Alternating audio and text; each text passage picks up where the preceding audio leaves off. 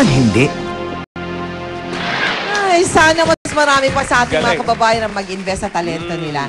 Mamaya naman, kami po'y naglakbay ng 192 kilometers mula Puerto Princesa papuntang Brooks Point para mas makilala ang mga kababayan nating native Palaweños. Lahat na yan sa pagbabalik ng Mel and Joyce Palawan Summer Special.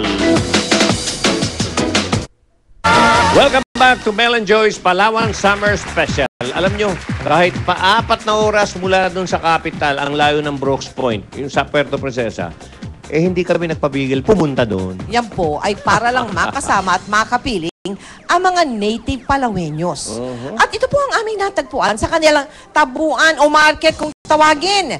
Tayo na mamili sa tabuan sa Brooks Point, Palawan.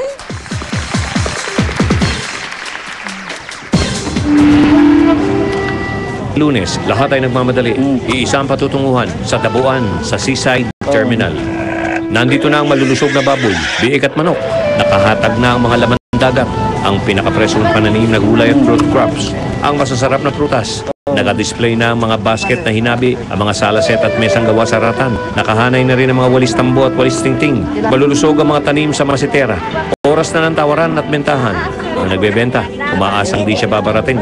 Pero ang mamimili, hihirit pa ng tawad yan. Ito ang eksena tuwing Lunes, ang tabuan o market day dito sa Brooks Point, Palawan. Taong 1994 lang nagsimula ang tabuan ng ipasa ng lokal na sanggunian ng ordinasang itinatakda ang Lunes bilang market day sa Brooks Point. Noon, ang mga katutubong tao na nakabahag pa at tinatawag na Palawan ay bumababa pa ng bundok para sa tabuan. Noon daw, barter o palitan ng produkto ang usapan. Nandun niya pa rin marahil ang mga katutubong Palawan, pero karaniwan na ang suot nila at di na nakabahag.